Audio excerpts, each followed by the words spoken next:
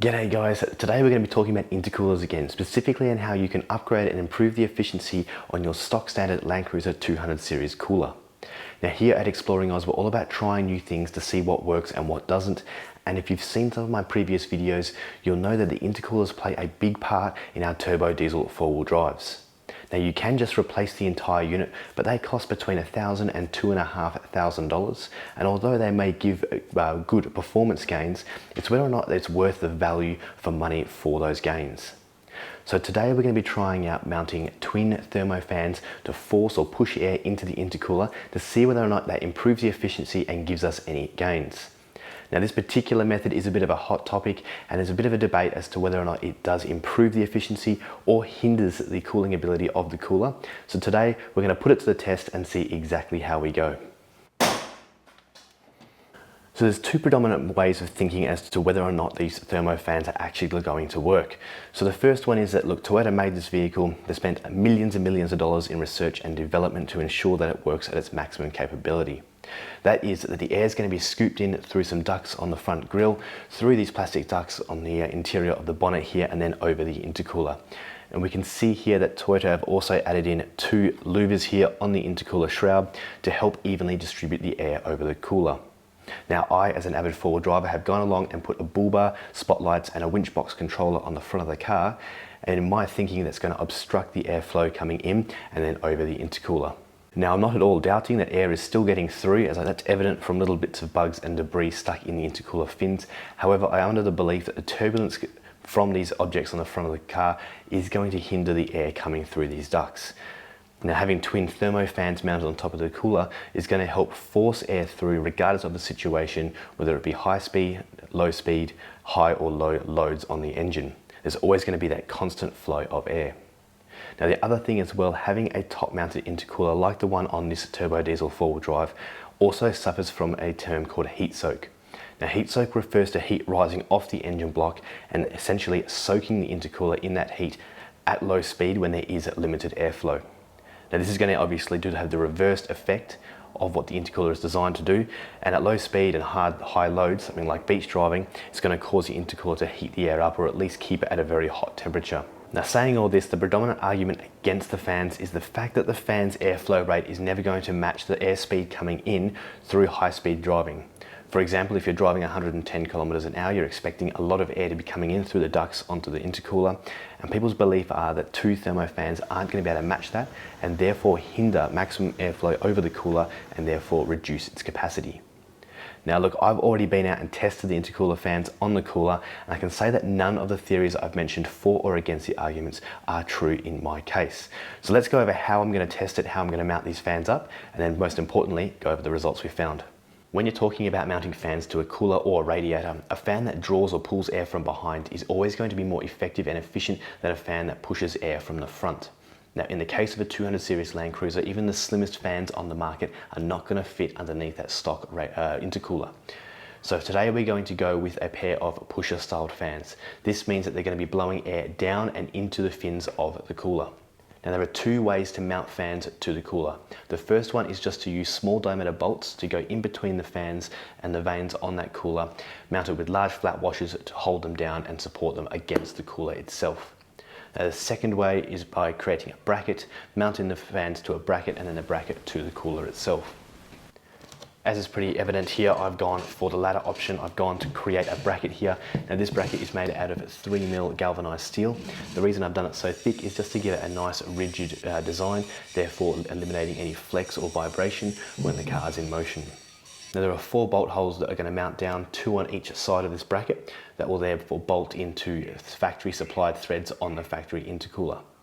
Now I've also added a little bit of foam tape on both edges and in the center of the bracket here, just to eliminate any flex or vibration when the car is in motion. And in addition to that, with the bracket, I've also cut out any holes I possibly could between the bracket and the fans, just to maximize airflow over the cooler. Now the fans that we're going to be using today are a SPAL 10-inch pusher fan. They've got a CFM or cubic feet per meter rating of 706 each. So combined total there of over 1400 CFM is going to be plenty of airflow being pushed down onto the radiator. So this setup here with the bracket, the fans, and the basic wiring to do the testing today cost about $400. So significantly cheaper than some of the companies that offer a kit made like this. So let's talk about how we're going to measure and how we're going to compare the testing today in relation to the fans on and the stock intercooler as is now. So there's 3 main temperature readings we're going to be paying very close attention to, all via the vehicle's onboard sensors. The first one is going to be ambient temperature. So the ambient temperature is picked up from a sensor just near the front grille. And as it suggests, it's just going to be picking up the temperature of the air and on the environment that we're going to be driving in. The second temperature sensor we're going to be picking up off today is the air intake sensor. Now that sensor is mounted in conjunction with the mass airflow sensor just after or on the clean side of the airbox. So in general, that sensor there normally picks up a moving airspeed of about 3 to 4 degrees higher than ambient, and that's because the air has to travel through a hot black snorkel into the airbox, which is obviously a little bit hotter as well, and then through and getting ready for the turbos. Now the third and most important sensor we're going to be paying attention to today is going to be what's referred to as the charged air intake temperatures, or the cool side of the intercooler. So that sensor is mounted at the rear of the intercooler after the air has been turbocharged and passed through all the channels of the intercooler. So we're going to be doing the same test side by side and seeing whether or not the fans are going to efficiently or more effectively cool that charged air temperature, or whether or not the stock system is still going to be superior. Now there is one assumption I'm going to make during this testing and during the explanation of the results, and that is the lower the charged air temperatures, the more effective and more efficient the intercooler is going to be. Now if you watch some of my other videos, you have a brief understanding about how the intercooler works and why it's important to cool that air, but essentially the cooler the air coming out of the back of the intercooler, the more dense and the more efficiently it will burn inside the cylinder, essentially giving more power, torque and fuel economy. So I thought I'd show you guys quickly how to install these fans. So first of all, remove the two 10 mil bolts holding the shroud on, and then remove the factory shroud. It simply comes up and then pull towards the front of the vehicle. Now grabbing the bracket with the fans mounted, you're just going to gently want to place that inside that intercooler housing there. It's going to sit nice and flush on top of those fins. Now the stock intercooler comes with 4 mounting holes or mounting threads, 2 on each side of the intercooler. So just using some metric 10 mil bolts, you're able to screw directly into that.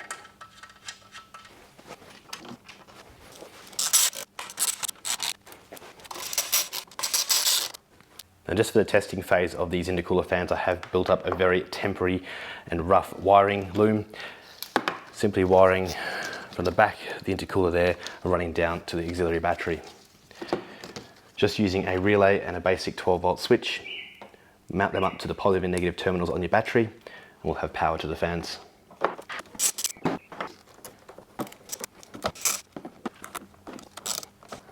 Once it's all in place, grab your switch.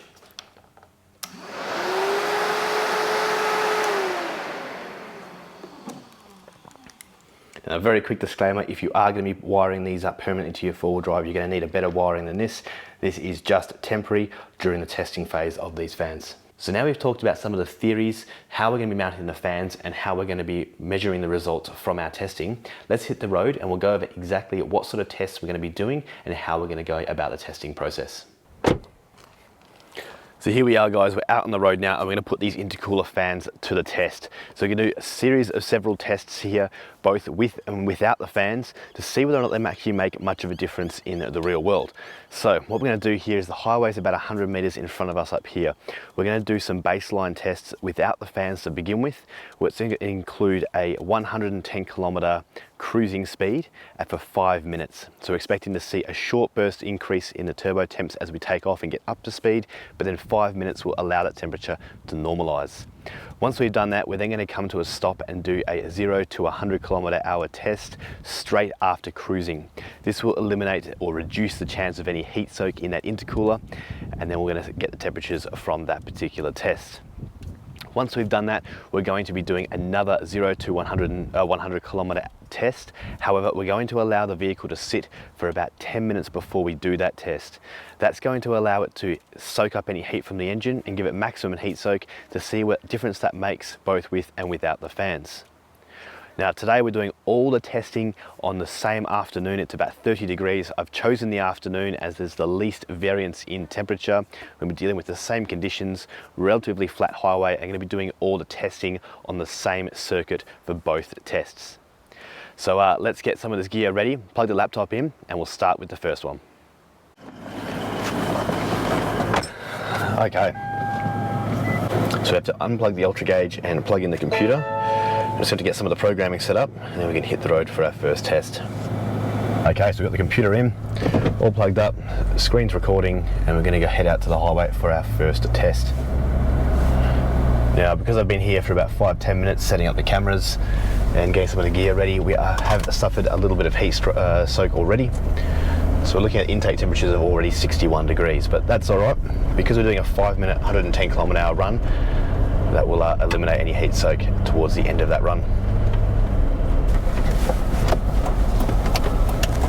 Okay, so we're not doing any crazy acceleration, just normal acceleration up to 110 km/h. The car is in drive, and we're going to be using the torque lockup kit for this test as well, so everything's going to stay constant between both tests. And once we're at 110, we're just going to lock it on cruise control and go from there.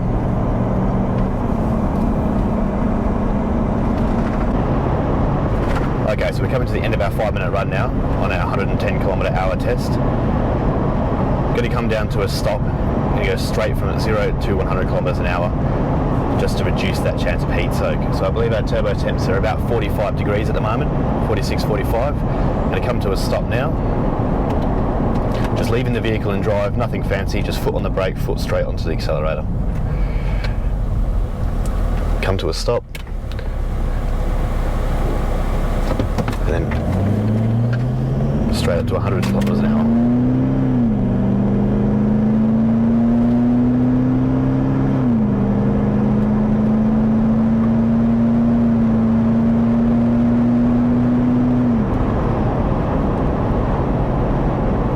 There we go. So now we're just going to pull over.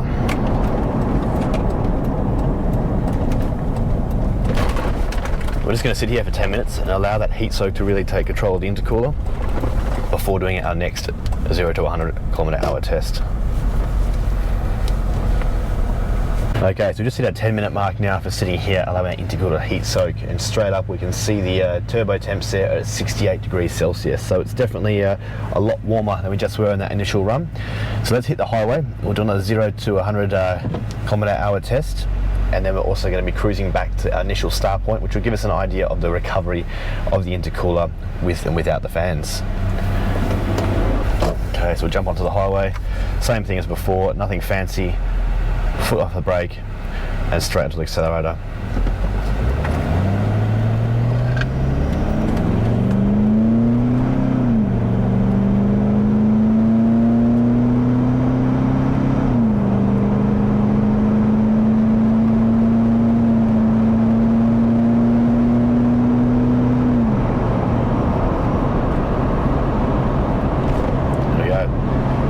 Now we're going to get back up to 110 km/h. That's going to be our cruising speed back to our initial start point.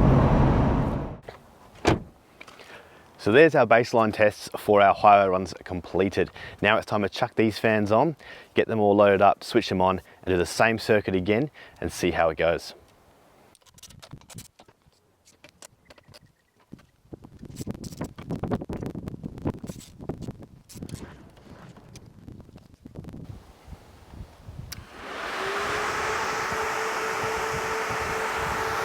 Okay, so with those fans all wired up, all bolted down, it's time to do the same circuit again and see how these intercooler temps react to having twin thermo pusher fans installed.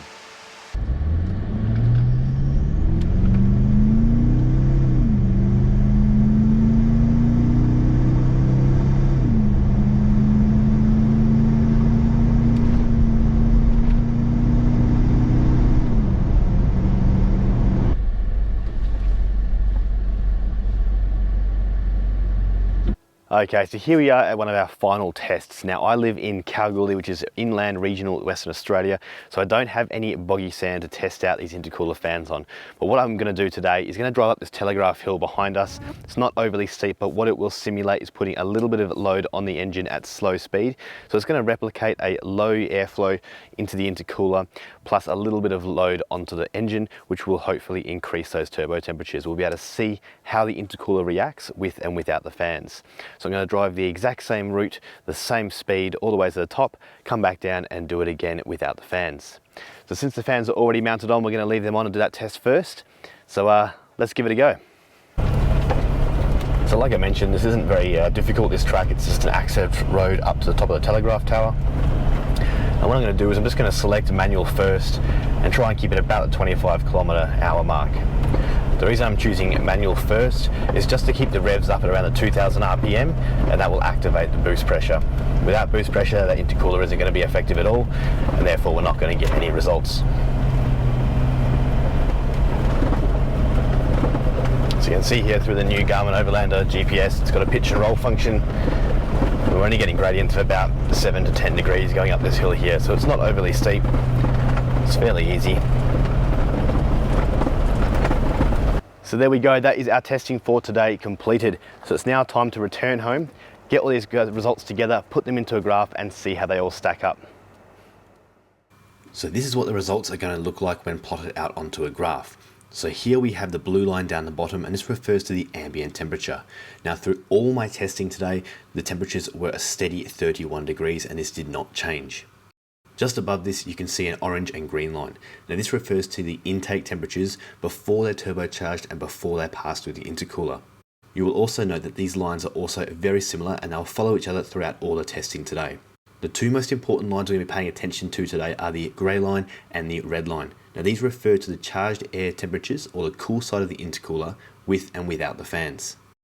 The first set of results we're going to be looking at today is the 0 to 110 km accelerate with no heat soak. So we had just stopped on the highway after driving for 5 minutes, cruising at 110 km/h, and we can see here we have the results. Now you will note that the red line, or the charged air temperatures with the fans installed, started off 4 degrees higher at 49 degrees. You can see those temperatures accelerate up together quite significantly, and they both end up roughly around the same peak temperatures. Again, with the charged air intake temperatures with the fans being 1 degree warmer than without. From these results, you'll also notice a quicker recovery from the temperatures without the fans installed. Now this graph here only represents the first 36 seconds and is a very short window of acceleration. Moving on to the second set of results we've got today, and this is the 0 to 100 km/h accelerate test with heat soak present. So in both tests, we were stationary on the side of the highway for 10 minutes to allow the intercooler to soak up the engine heat. We can see here the grey line, or the temperatures without the fans installed, started off significantly higher. Now this was to come expected, as we expect the fans to be cooling down the intercooler temperature even with zero airflow. Both the temperatures increased significantly again during hard acceleration, however the peak did see a reduction in the difference between the peak temperatures. So what's interesting to see from these results is that within 50 seconds of peak temperatures, both the charged air temperatures with fans and without fans ended up being identical. And further to that, within 68 seconds of initial acceleration, we've actually got an improvement with the charged air temperatures without the fans. Now one more test I decided to do when out on the highway was just a slower speed cruising test. So I sat at 70 km/h for a period of a few minutes just to see how the intercooler would react with a lower airspeed. We can see here a 1 degree variance in the test data at the start. However, as the temperatures came down, they normalized and were identical for most of the test. It's now time to move on to the accelerate to 110 km and then a 5-minute cruise test. Now this one here, like I mentioned in the testing, did see an initial variance of 9 degrees with intake temperatures without the fans at 60 degrees just due to that heat soak. Again, we see a reduction of temperature at 51 degrees with the fans installed just because they do allow for that airflow while the vehicle is stationary. Again, just like our heavy acceleration scenarios, we see a significantly reduced variance in temperatures at their peak temps. We see here 66 without the fans and 62 degrees with the fans fitted. Now what's interesting with this test here is that within 33 seconds of those peak temperatures, both intake temps end up being equal. So again, we see that quicker recovery without the fans. Further to that, within 60 seconds of those peak temperatures, we see that the intake temps without the fans fitted now provides a lead and provides lower temperatures for the intake. Now in just over 2 minutes, we see those intake temps start to stabilize, and we can note here that the intercooler temps without the fans fitted is between 3 to 4 degrees cooler than the temps with the fans fitted. Now this timeline here represents just under 5 minutes of testing. However, there was more testing conducted and the results proved to be the same as the last 60 seconds shown here. It didn't matter how long we drove for or what sort of terrain we were over. Once those temperatures had stabilized, the intercooler temps without the fans fitted were a constant few degrees lower than those with the fans fitted. Now moving on to the final test, which was that slow hill climb with low airspeed and a medium load onto the engine, we see here a 10-degree variance along most of the testing. Now as expected, we're seeing the charged air intake temperatures with the fans installed to be of that lower value. Now this is just because of that reduced airflow and the fact that the charged air temps without the fans don't have that same sort of volume of air passing over the fins. There we have it, guys. As you can see from the results there, these fans really don't bring much of a result to the Cruiser whatsoever. You might get a 10 to 20 second benefit of some slightly lower turbo temperatures under heavy acceleration or under heavy load initially. However, we can see that the recovery time is much quicker with the stock cooler, and in fact when traveling at highway speeds, the recovery is also more efficient running those lower turbo temperatures. So this got me thinking, how is turbulent air coming through the front ducts more efficient than 1400 CFM being directed straight into the fins of the intercooler? So I had a bit of a play around, and one thing you can't see on camera but you can feel is you can feel the air being sucked in through these fans as you would expect as it pushes the air into the cooler. However, on the outside diameter of these fans, you can also feel a bit of blowback and a bit of air coming back out of the units. In addition to this, if you stick your hand up underneath the intercooler where you can also feel that nice gentle breeze of air coming through the fins. However, it doesn't significantly represent how much air is going into the cooler on the top side. So the way in which this intercooler is designed is actually creating a blockage with this much air going directly into the cooler.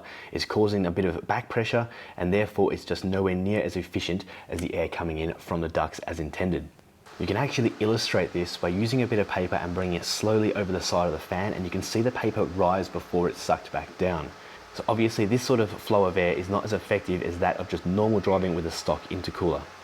It's obviously creating some sort of, or disrupting some sort of heat dissipation properties within the intercooler, and therefore causing higher temps at highway speed. There we have it, guys. In closing, I just want to mention a couple of points for you to consider before we go. In this video, I'm not here to prove anyone right or anyone wrong. I'm just here to display the findings I've got from my Cruiser with the setup it is, and that's just to give you guys the chance to make an informed decision to whether or not twin intercooler fans are going to be needed or suit your requirements. Now, a couple of things to consider if you still are thinking about getting intercooler fans. The first one is, I know I didn't get a chance to do a heavy low speed test like beach driving. However, I've done plenty of beach driving in the past, and I plan to do plenty of beach driving in the future, and I'm still going to be happier taking these fans off. Now, I know there's probably going to be a benefit there to having the fans on at those heavy loads, slow speeds. However, that makes up a very, very small percentage of my driving. I might only do, say, 5% maximum beach driving, and the rest is either off-roading or highway driving. For me personally, probably a good 70 to 80% of my driving is going to be on the blacktop, and as we've seen today, my particular intercooler is better off having no fans and has those lower charged air intakes with the stock cooler setup. Now, the second thing to consider as well is, as you saw from my hill climb tests and first gear slow speed, although the temperatures were significantly lower with the fans on, you briefly saw the conditions of the track I was driving on. I didn't need any extra power on that hill, nor I want any with the rocks and the shale. You just want to be cruising up those types of obstacles. You don't need that high peak power and peak torque in those circumstances. When you want a lot of power and torque is when you're accelerating or when you're going to overtake, and generally that happens at higher speeds when you're full pressure on the boost. So it's going to be indifferent as to whether or not you're towing a heavy load like a caravan or you've added a whole lot of wind resistance to your Cruiser. In both circumstances, with there's a heavy load, say towing a caravan for example, the turbo temps are going to be higher with or without fans. However, what we've proved today is that without fans, the intercooler is better and more efficient at cooling itself with the standard setup. So guys, for me, I'm going to be taking these fans off, but I hope this video has given you an idea about what to expect if you're planning on fitting twin fans to your intercooler. Now, one other thing as well, if you are serious about lowering your charged air intake temperatures, don't be discouraged from buying a full replacement unit. There are several different options and different build-ups of the intercoolers, some of which do benefit from having fans. However, what I've discovered today is that the Toyota one clearly isn't. It's designed for low speed, high heat dispersion properties. So guys, I hope you enjoyed the video. I hope you've learned something from it. Let me know if you're interested in seeing a beach test with these fans on for next time I go down to the coast. Otherwise, we'll see you in the next video. Cheers, guys.